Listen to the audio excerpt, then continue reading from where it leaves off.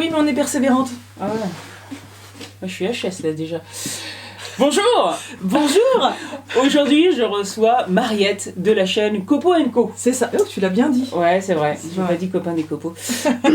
Et on va tourner. Je suis dans un état catastrophique et en plus on n'est pas aidé par la technique. Toi t'as déjà tourné des trucs mais c'était pas des bols, donc non. La complexité, voilà. Ouais, elle est là. C'est un challenge. Finalement je vais pas tourner. Je suis bien trop... Elle va tourner la vidéo. Ouais, c'est du ça. tournage aussi. C'est dire à quel point je me sens pas bien parce que ne pas avoir envie de tourner, c'est vraiment que ça va. T'es allergique à moi? Non, je sais pas quelle est... Alors, c'est étrange comme réaction en même temps. Hein. On a déterminé le centre déjà, parce qu'on voulait couper, mais c'est trop épais, ça ne passe pas sur ma scie à ruban. Alors, pour ce côté-là, pour le centre, c'est un peu plus complexe. On fait de l'à peu près, en fait, d'ailleurs. Mon truc est à peu près trop court. Disons que là, c'est le centre, à peu près. Ce qu'on avait dit, donc, c'est qu'on fait le creux de ce côté-là, parce que c'est plus joli quand on a le tenon par-dessous. Le tenon par-dessous. Donc, ça veut dire que on va commencer d'abord par donner une forme ronde à la pièce et ensuite on va creuser le tenon. Il faut le mettre entre pointes. Et pour éviter d'être embêté, on va tout de suite mettre le porte-outil de ce côté-là. Ça veut dire que moi, j'aime bien mettre une espèce de rallonge là, parce que sinon, on n'a pas la place de mettre le porte-outil entre la pièce qui touche presque le rail là et la poupée mobile. Ah, tu le mets directement dedans. Ok. Ouais, c'est fait pour. Celui-là, il est fait pour. Ah oui, c'est pas tenu par les morts, t'as un emplacement à l'intérieur. Ok. Ouais, c'est ça. Ouais, c'est bien, ça t'évite de tout changer dès que tu veux inverser. Hein. T'as pas besoin de l'enlever. Ah oui, tu gagnes quand même 10 bons gros centimètres. Fastoche. Voilà, donc dès qu'en fait le cône est bien en prise là-dedans, c'est bon. Il faut bien le mettre, voilà. Là, il est bien. Et soulève un tout petit peu. Non, t'es trop là. Comme voilà. C'est bon. Tu peux lâcher. Tu peux voir. Ouais. C'est pas mal. Ça a l'air bien enfoncé. Alors ce que j'ai remarqué également, c'est qu'il faut pas trop appuyer parce que ça a tendance à faire un peu comme ça. Et du coup, ça tourne moins droit peut-être. Ouais, quand tu vas retourner ton tenon, l'arrondi que t'as donné va pas être très d'écart avec ton tenon. Ça va vibrer en fait. Tu vas voir que t'es pas comme il faut. Donc, si tu desserres un peu, comme là, t'es entre pointes, c'est peut-être mieux, mais elle risque de plus être trop bien tenue. Donc, en réalité, ce que je fais toujours, c'est que après avoir fait le tenon, et donc t'as ta pièce qui est déjà arrondie, quand je la mets dans la mâchoire, je redonne un petit coup pour être sûr d'avoir l'arrondi. Je le finis pas complètement, en fait, de ce côté-là. Déjà, il faut positionner de façon à ce que ça touche nulle part, qu'on soit au plus près. Tu vas pas être sur je vais pas toute toucher toute la l'épaisseur. largeur. Ouais. Mais en fait, tu vas commencer à couper là, et au fur et à mesure, tu auras de l'espace en dessous, donc tu vas te décaler. Ouais, voilà. Puis on pourra l'avancer au fur et à mesure pour être au plus près. Ouais. Et je vais te montrer d'abord. Oui. Hein. Mais il faut que tu mettes aussi ton... Alors c'est quoi que tu as ton attirail. Celle-là. C'est une gouge à bol, ça, non? Ouais, mais t'en as plein de différentes. Ouais. Et celle-là, en fait, t'as un léger arrondi sur le biseau. C'est pas tout droit là. Ouais, voilà. Justement, cette Ashley, et il y a un autre américain, je crois qu'il s'appelle Brian, ils ont une technique incroyable pour faire une coupe comme ça, hyper nette. Et en fait, il faut que là, ce truc, il soit absolument droit. Et en réalité, moi, j'ai ces gouges-là parce que je les ai un peu achetées au hasard. Et donc, t'as des gouges qui sont en forme... Là, la flûte... C'est vraiment un U, quoi. Ouais, mais t'en as... C'est un U très prononcé. Ouais, t'en as, ça fait carrément des V, une pointe. Ah, oui. Donc, je pense que c'est celui-là qu'il me faut. Et ensuite, t'en as d'autres, ça ressemble à des haricots. Et les haricots, c'est un peu plus comme mon autre. En fait, c'est une gouge pour faire des détails. D'accord. Parce que la pointe, elle va être beaucoup plus saillante. Exactement. Mais là, ma gouge, elle est mal affûtée. Pourquoi ? Parce qu'en fait, tu vois, ici, ça doit jamais faire un arrondi comme ça. Tu vois, c'est un léger arrondi. Là, ça doit toujours être soit complètement droit, soit dans ce sens-là, comme celle-là. Un peu bombé, ouais. Donc celle-là... il faudrait presque qu'elle soit plus courte à l'extrémité, quoi. C'est exactement ça. Il va falloir que en fait, je mette mon système pour le tour à sec, pour enlever de la matière et avoir... Mais du coup, il va me falloir une autre gouge un peu plus forme haricot, parce que celle-là, je l'aime bien, elle me permet de faire des détails. Bienvenue dans la cuisine de Sylvie. C'est ça. Alors, on s'équipe. Il y a des blouses de tourneur et l'avantage c'est que ça remonte bien. Un peu au cou. Et puis la matière, je pense qu'elle est pas, elle fait pas de l'électricité statique. Et puis tu vois jamais la blouse pleine de poussière, toute dégueulasse. Ça tombe. Ouais, ça accroche pas. Et donc c'est pour tous ces avantages-là. Avis aux fournisseurs. Ouais, que c'est intéressant. Ouais. Mais moi, j'en trouve pas beaucoup sur le net à vendre. Tu trouves pas beaucoup de sites qui en vendent. Pourtant, c'est utile. Surtout quand t'as une nana, parce que ça rentre dans le soutien-gorge. Et ça gratte. Ah, mais et t'en as plein. Hein. C'est sûr. Ça va gigoter grave. Mais tu vois, l'avantage, c'est que il est pas bruyant. Hein. Ce tour, on l'entend pas. Il commence tout doucement. C'est vrai que c'est vraiment pas bruyant. Hein. Mais attends, en même temps, ça tourne pas très vite. Hein. Oui, j'avoue, il gigote un peu. Ouais, mais il gigote toujours quand on est entre 300 et 400 tours. Je pense que ça rentre en résonance avec le piétement. Tu sais, un peu comme si quand tu montes sur un pont et que des fois, quand tu marches, tu peux le faire. C'est un peu élastique. Ouais, c'est ça. Mais tu vois, comme elle est déséquilibrée, ça va vachement gigoter. Donc, je préfère ne pas aller plus vite que ça. T'avances à 45 degrés, quoi. Oui, parce qu'en fait, le bois, c'est un bois de travers. Et si ça avait été en bois dans ce sens-là, enfin le fil était dans ce sens-là, tu aurais pu l'attaquer comme ça aurait pas fait l'arrachement. Si c'était comme ça limite l'arrachement. Ah oui, la pointe, elle a... Ouais, elle s'est défaite. Tu vois, c'est parce que en fait, j'ai pas super appuyé, et c'est surtout parce qu'il est pris dans l'écorce. Dans l'écorce, ouais. Donc là, tu vas encore arrondir un petit peu jusqu'à enlever ça. Ouais. Et ensuite, on va s'attaquer ici. Faudra le faire tout lisse. Et ensuite, on fera le tenon. Donc, on monte à combien de tours, là? On va voir jusqu'où. Alors, entre 300 et 400, ça vibre. Mais dès qu'on dépasse... Voilà. Là, c'est bon. 555, c'est bien. Ouais, et du coup, l'idée, c'est de faire toucher cette partie-là au bois avant. Talonner. D'accord. Alors, j'imagine qu'il faut buter là. Ouais. Okay. Donc là, je suis bien inclinée. Tourner un petit peu plus comme ça. Vers l'endroit où je vais en fait. Ouais, c'est ça. Ah, j'y vais gentiment, hein. Ouais. Mais vas-y, fais-le comme tu sens, hein. Mais tu vois, tu fais des longs copeaux, c'est bien.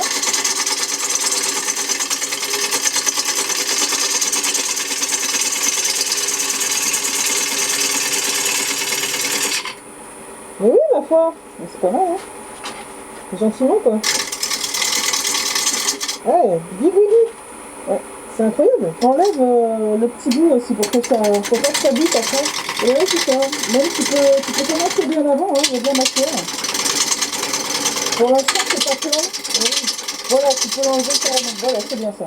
C'est vrai qu'on n'a pas tendance à le voir parce qu'on regarde là, en fait, il faudrait regarder en haut. Absolument. Il vaut mieux, en fait, si tu veux voir si tu as encore de la matière à enlever, tu regardes l'ombre, en fait. Ça fait comme une ombre. C'est vrai qu'on se focalise un peu sur le positionnement de l'outil, mais en fait, on voit pas ce qu'on enlève. C'est ça. Et tu vois pas si t'es droite aussi. En fait.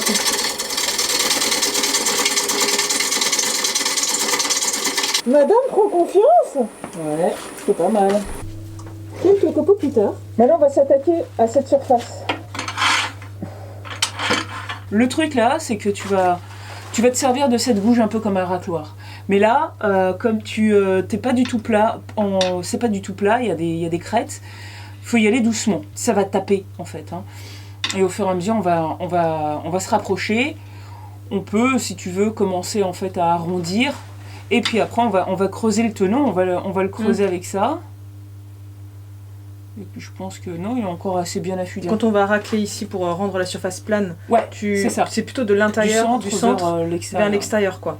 Exact. Ok. Ensuite, il faudra, là, comme on est entre pointes, tu vois, on peut pas enlever la poupée mobile.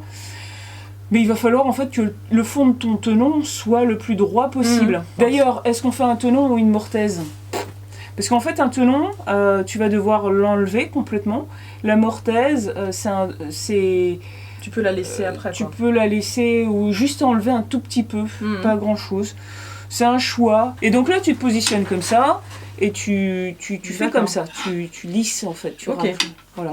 Donc l'idée, c'est d'avoir ce côté-là qui va former en fait le futur plat qui sera en dessous. Ouais, donc c'est ça. plutôt dans ce sens quoi. Tu t'en sers comme un râtoir en fait.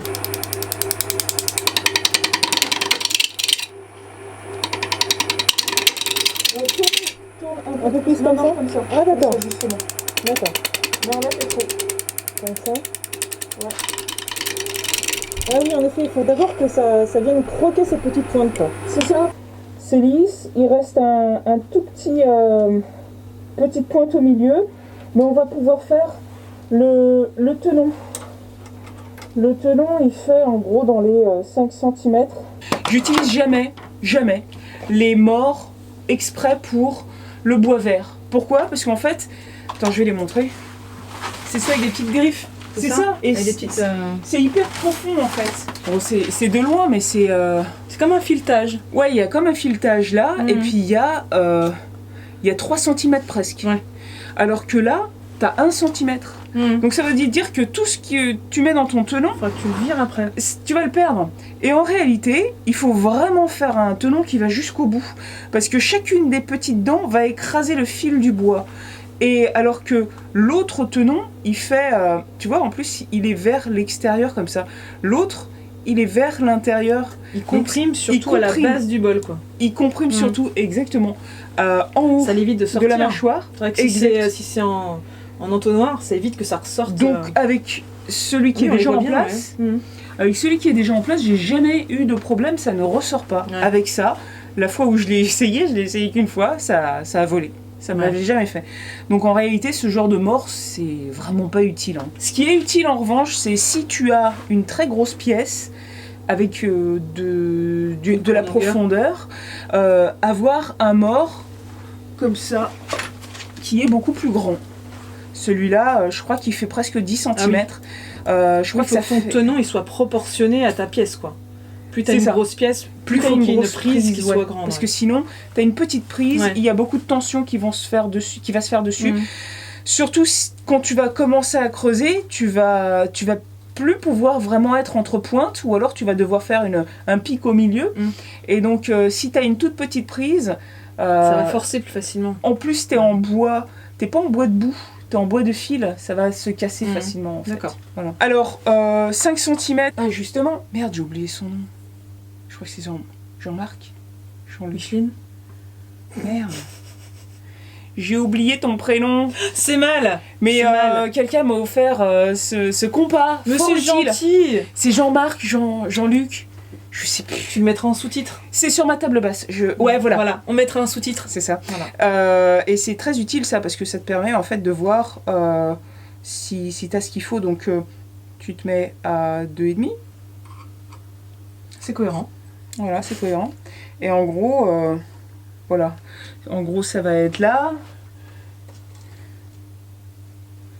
Et puis je vais faire un petit trait rapidos. Donc je te le tourne. Ah oui, non. Oh, c'est magique. Non, tu sais, il y a un petit moteur. Voilà. En réalité, pour faire le tenon, il faut qu'il soit ni trop grand, ni trop petit. En fait, tu sais que là, tu as, pour être serré correctement 5 cm, tu vas pouvoir jouer 1 cm plus ou moins. Ça va venir se rétracter dessus la pièce de toute manière. Alors en fait, il faut que le cercle, il reste cercle.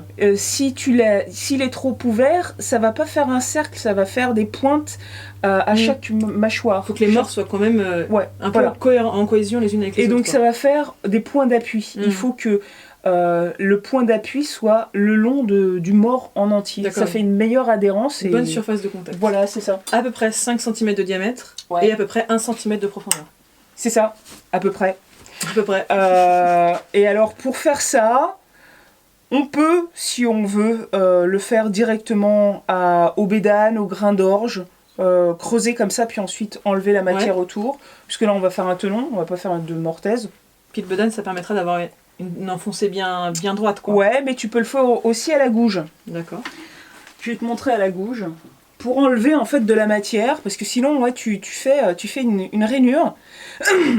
Et après, il faut lui faire une petite inclinaison. Une légère inclinaison de quelques degrés. Pour justement déjà...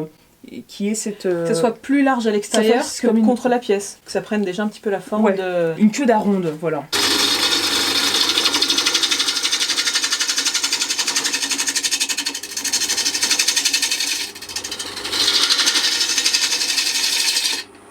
tu vois, faut pas avoir peur d'appuyer.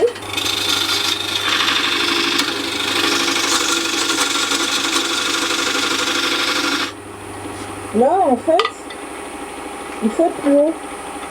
Parce que ton bédane, tu le positionnes comme ça. Et tu vois, et là, on n'est pas loin. Donc si tu es trop comme ça, il va pas couper, et même tu vas avoir du mal à le tenir. Mais là, moi, ce que j'aime pas, c'est que t'es entre deux morceaux épais, ça frotte de chaque côté. C'est pas très sécurisant. Vaut mieux enlever un peu l'extérieur, et tout ça.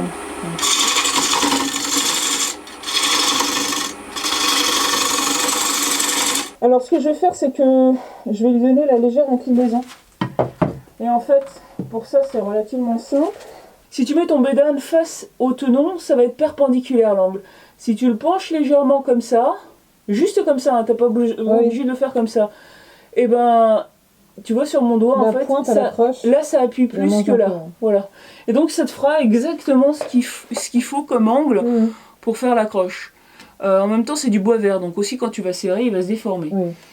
Il y a des outils qui sont exprès pour faire cet angle-là. Ça sert à rien de les acheter en fait. Hein. Et du coup, quand tu choisis de faire une mortaise, tu fais le même principe à l'inverse? La mortaise, elle va être forcément un peu plus large que le tenon. Oui. Parce que c'est par l'extérieur du cercle que tu vas le tenir. Ça va accrocher, ouais. Est-ce que tu fais une mortaise évasée dans l'autre sens? Ouais, bien sûr, tu fais la mortaise évasée dans l'autre sens. Et en même temps, t'es pas non plus obligé d'enlever tout le centre de la mortaise. T'as juste à enlever l'épaisseur de la griffe. Ouais, c'est ça. D'accord. Exact. Et après, à la fin, c'est que tu enlèves ou pas, ou tu peux laisser, tu sais, tu peux laisser en socle. Des formes, ouais. Quand ça chauffe, ça va pas te faire une surface plane. Il faut écouter en fait les bons outils.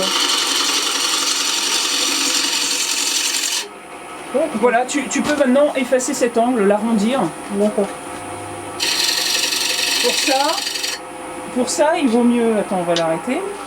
Pour ça, il vaut mieux, en fait, tu vas te rapprocher un peu, puis tu vas tourner légèrement ton porte-outil. Comme ça, tu seras dans la bonne position. Tu vas pouvoir bouger ta bouche comme ça, sans aucun problème. Tu vas passer plus doucement. Ça prend vite, hein. Ça se fait embarquer, en fait. Faut vraiment que je mette plus sur le côté, que ça touche plus.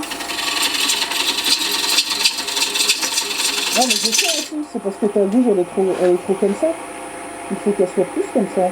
Ouais, voilà. Oui, sinon tu rentres dedans. Oui, dedans, forcément. Bon voilà, on a fait le tenon. Il y a beaucoup d'arrachements, pourquoi? Parce que la façon dont on a attaqué le fil du bois, on le soulève. Et là, la façon dont c'est positionné, ça nous donne pas trop le choix. On voit que les cerneaux, ils sont comme ça.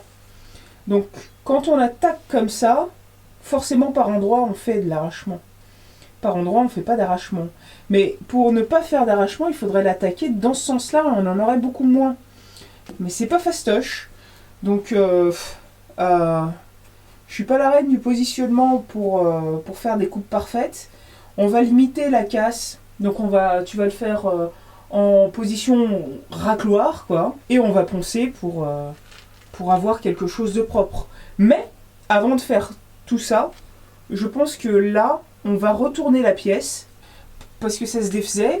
On est peut-être un petit peu pas super droit, bien aligné. Bon, on manque de batterie. Tu parles de l'appareil ou de toi? Les deux.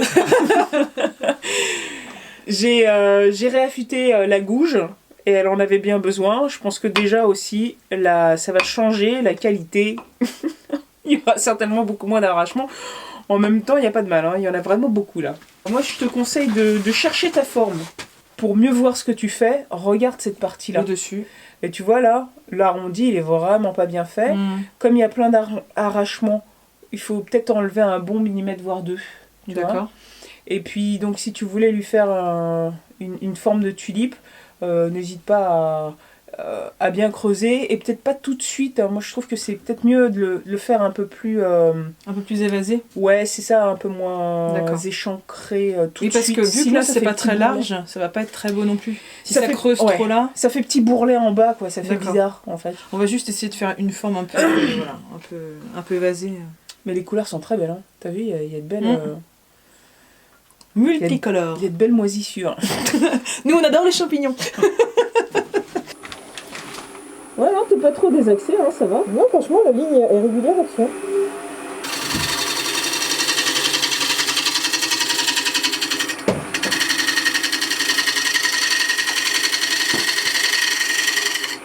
Alors, on a été gourmande, Mariette. Trop prétentieuse. Ouais, mais c'est vraiment sans le savoir. En fait, comme dirait Vincent Lavarenne, bois joli, bois pourri. Et le bois pourri, c'est très difficile à travailler. Donc, on a du mal à déterminer comment attaquer le bois pour éviter de faire de l'arrachement. C'est très compliqué. En plus, on a voulu en fait faire ressortir les grains d'une certaine façon. Mais voilà, les cerneaux sont dans ce sens-là. On fait constamment de l'arrachement plus ou moins grave, entre guillemets. Et donc, ce qu'on va faire, c'est que là, on a donné à peu près la forme. On va finalement faire un vase. On va devoir le finir en ponçant. C'est pas super visible à l'écran, mais il y a beaucoup d'arrachement. Mais c'est le minimum qu'on puisse faire. Bon là, il n'y en a pas du tout, évidemment. Il y a des traits d'outils, mais on va pas s'amuser, en fait. De toute façon, pour enlever tout cet arrachement, on a un bon millimètre à poncer. Donc on va l'attaquer avec du grain 60 tout neuf. Ça va bien enlever ça. Ça va aussi avoir comme avantage de faire sécher ce bois qui n'est pas sec. En fait, il est pourri, mais il n'est pas complètement sec et ça se sent d'ailleurs. Donc on va le poncer. Ça va chauffer, on va mettre de l'alcool entre chaque grain et même le grain 60 lui-même, on va le passer plusieurs fois. On va même changer parce qu'on peut le faire sur ce tour-là de sens de rotation, ce qui fait qu'en fait, normalement il tourne comme ça, donc quand il tourne comme ça, on écrase le grain dans ce sens-là.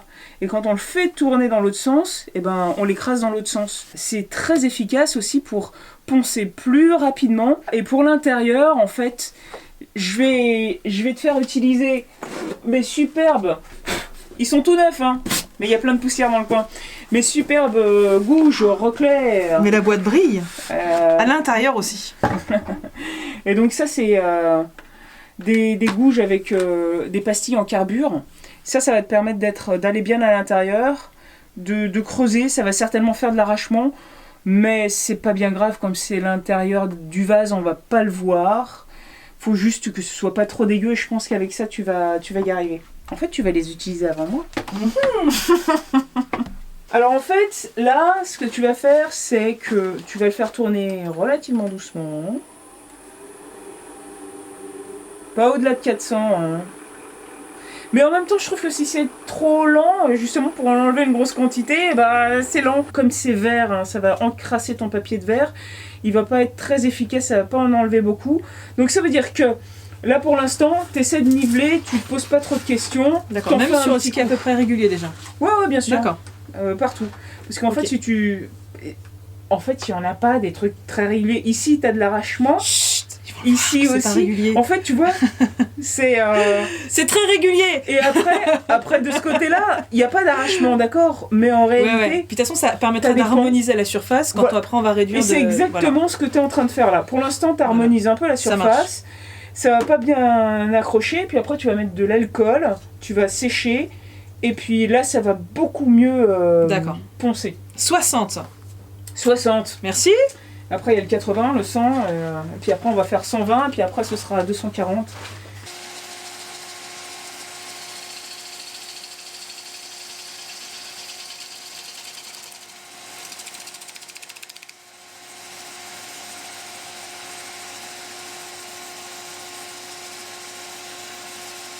Elle est où, la fissure?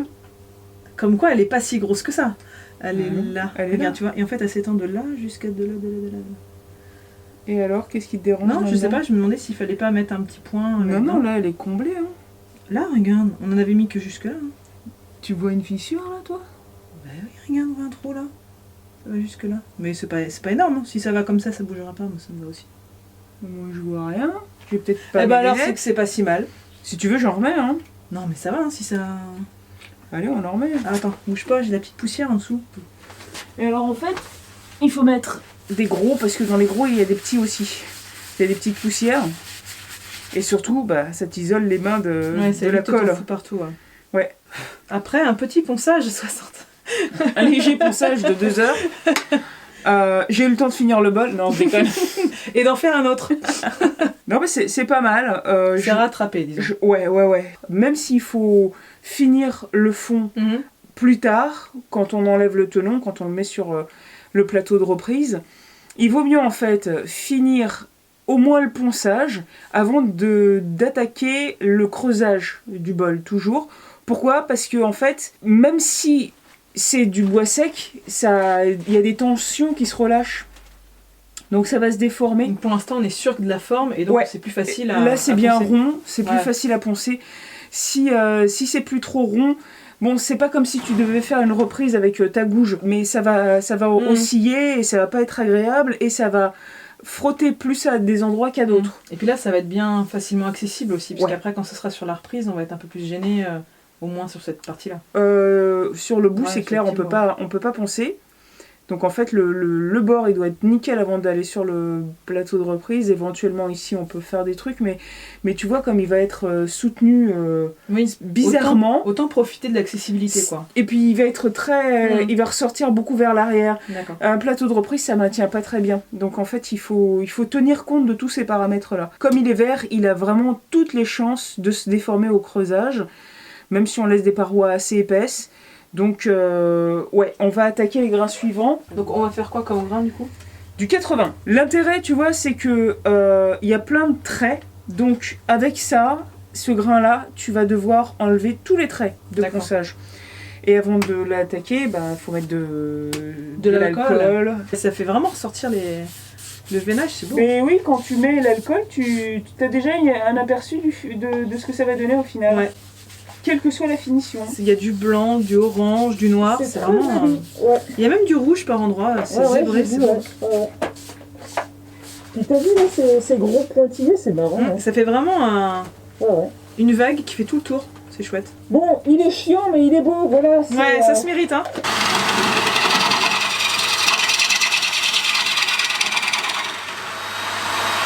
Il n'y a pas de position particulière, j'appuie et puis c'est tout. Si tu appuies d'un côté, ça va tourner dans un sens, si tu appuies de l'autre, ça va tourner en même temps. Elle tourne en même temps, exactement. C'est pour ça que tu vas réussir à enlever tous les traits, parce qu'elle ne veut pas laisser de traits comme elle tourne. Ok, ça marche. Il faut mettre l'aspiration là.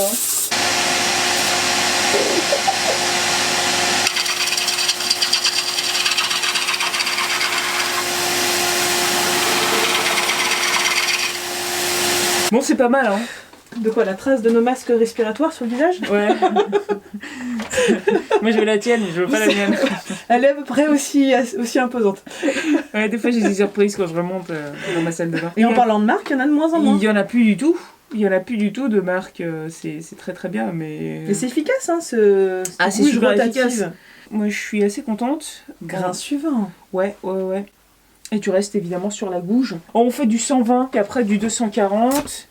Et du 300 éventuellement si tu veux, mais tu verras avec le 240 ce sera déjà ça vachement une bonne bien. finition, Et ensuite on va attaquer le creusage. On va enlever la poupée mobile pour pas que tu sois embêté. Il va falloir que tu fasses assez attention. En fait très attention. Pourquoi ? Parce que tu vois, même en raclant, t'as tendance toi à planter dedans. Et à chaque fois que tu vas planter, ça fait un gros choc, donc il va se désaxer. Donc il faut vraiment y aller très cool. Et surtout là, il faut mettre la visière. Hein. Quand c'est juste pris par la mâchoire, qu'il y ait plus de chances que ça te saute à la figure. Merde, je vais bouger. Je l'ai bougé, j'ai fait trop d'efforts. On aurait peut-être dû vérifier s'il avait pas été déboulé. Ouais, c'est vrai. Le bois vert, en fait, il a tendance à s'écraser. Merci. J'utilise le porte-outil comme repère. Voilà, c'est bon, hein. C'est régulier. Hein. Ouais. Hop. Un petit coup de serrage toutes les 2 heures, ça fait pas de mal. Tu vas faire comme j'ai fait. Ouais. Et du coup, de l'extérieur vers l'intérieur ? Ouais, c'est mieux. Pourquoi ? Parce qu'en fait, si tu fais le contraire, tu vas faire de l'arrachement au bord. Et il faut que tu laisses un bord propre, surtout à la fin.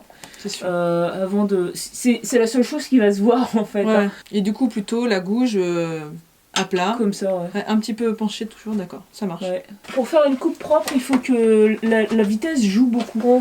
Donc il faut que ça tourne vite, mais si la vitesse t'effraie, non, faut pas. Ouais, mais c'est une chose de voir et de faire. Oui, donc sûr. toi, tu vois, si tu trouves que waouh, c'est trop, tu ralentis un peu.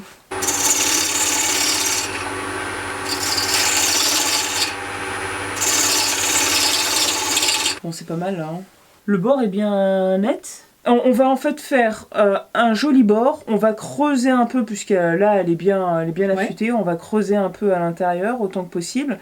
Et puis après on passera à l'autre. Comme je l'ai dit, là c'est délicat. Il faut mettre son pouce pour que ça ne s'échappe pas. Ça a tendance à sortir vers l'extérieur.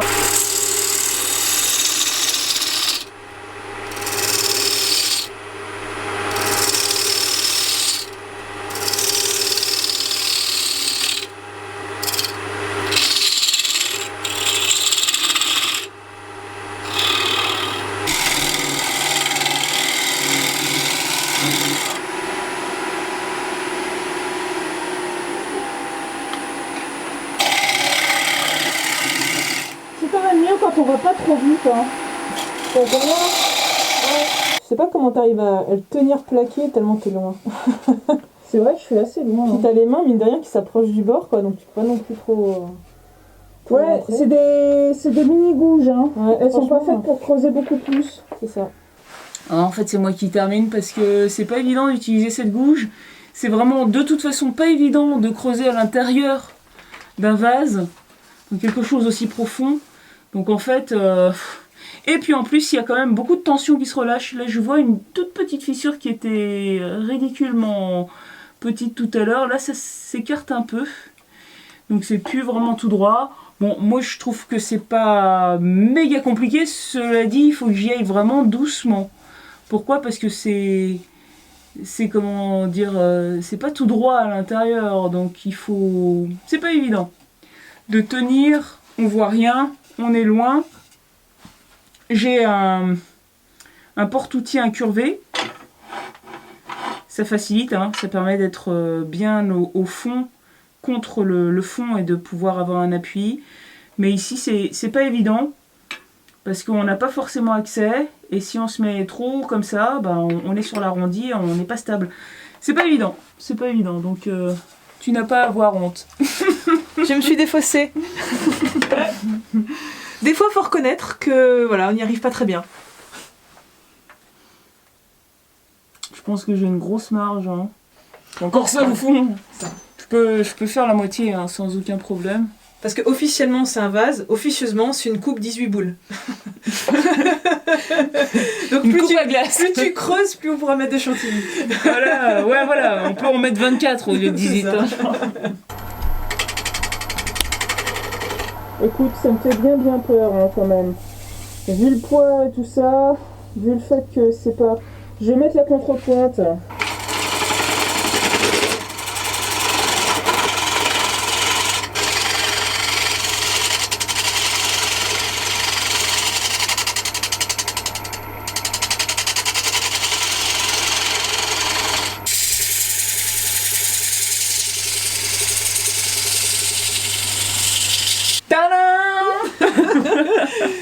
Ça fait trophée, tu sais, trophée du baptême de tournage. Hein, c'est ça. En fait, il y en a eu deux. Parce que au début, je me sentais pas de tourner, et puis finalement, j'ai fait un petit bol. T'as repris des forces, et puis voilà. Ça. Et ça aurait été dommage que tu tournes pas, parce qu'il est chouette. Hein. Ouais, et puis comme ça, tu pars avec deux trucs. Ouais. Parce qu'au début, t'étais pas censé faire un vase. Mais un bol. Mais c'est vrai que en réalité, c'était vraiment pas le bois à prendre, parce qu'il est très difficile à tourner, il fait plein d'arrachements. Le bois est chauffé, c'est beaucoup plus compliqué que n'importe quel autre bois. Là, c'est compliqué, quoi. Mais en fait, on s'en rend pas compte maintenant. Non, bah oui, parce qu'on a poncé. Un petit peu. Ça nous a pris toute la journée. D'ailleurs, non, nos fringues sont super propres, il n'y avait pas de poussière. Pas du tout, non. Et en fait, surtout, c'est qu'on a attaqué le grain en plus de la façon la plus difficile. L'écorce, elle était de ce côté-là. Et de ce côté-ci, eh ben, c'était le contraire. L'écorce est là. En fait, au début, dans la bûche, c'était comme ça. Elles étaient face à face. Non, c'est comme ça en fait. Comme ça. Ouais, voilà. Mais moi aussi j'ai beaucoup appris. Si je veux initier quelqu'un à tourner un bol, c'est possible dans une journée, j'en suis persuadée. C'est pas ce type de bois. Bon bah c'est super, merci beaucoup. Bah merci à toi de m'avoir conviée, c'était super chouette. Avec plaisir, tu repars avec deux. Je pense que j'étais aussi impatiente de ça que beaucoup de gens qui vont regarder cette vidéo. C'est quand Bah voilà, c'est fait les gens, ça s'est super bien passé, c'était trop cool. Comme d'habitude, si vous avez aimé la vidéo, likez-la, partagez-la, laissez-moi un commentaire et abonnez-vous si ce n'est pas déjà fait. À bientôt. À très bientôt, bye bye.